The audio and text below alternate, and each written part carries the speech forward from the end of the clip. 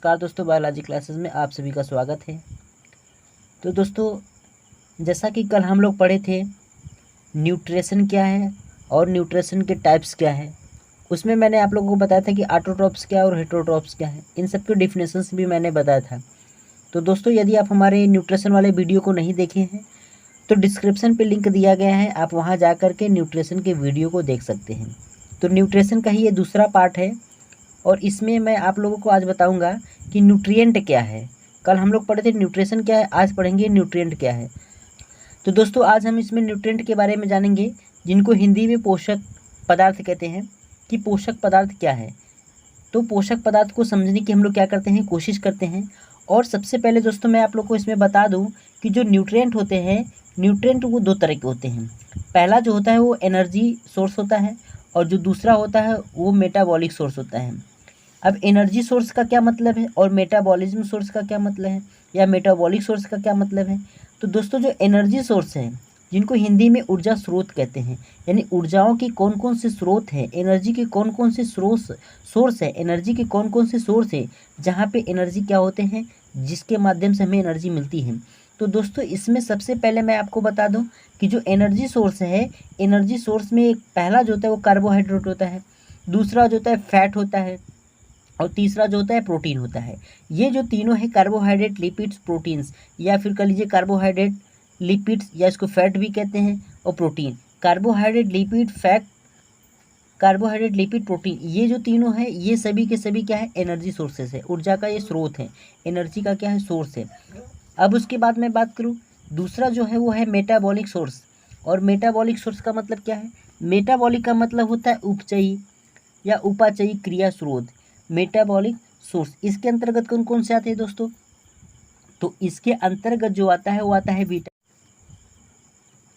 तो इसके अंतर्गत कौन कौन सी चीज़ आती हैं, विटामिन्स आता है, मिनरल्स आते हैं जिनको खनिज कहते हैं, और वाटर आते हैं, और क्या आता है, और आता है आपका रफ, जैसे रेसे युक्त कुछ भोजन होते हैं। ये सभी जो चीज़ हैं, ये सभी आपके आते हैं मेटाबॉलिक सोर्स में। तो देखिए, मेटाबॉलिक एक्टिविटीज़ क्या है। मेटाबॉलिक सोर्स अभी हमने देखा, लेकिन अब हम यहाँ पे समझेंगे कि अब हम लोग समझेंगे कि मेटाबॉलिक एक्टिविटीज़ क्या है। अभी अभी हमने पढ़ा कि मेटाबॉलिक सोर्स क्या है, तो अब हम यहाँ पे पढ़ेंगे जो मेटाबॉलिक एक्टिविटीज़ होती है। यह मेटाबॉलिक एक्टिविटीज़ दो तरह की होती है, एक केटाबॉलिक होता है, दूसरा जो होता है एनाबॉलिक होता है।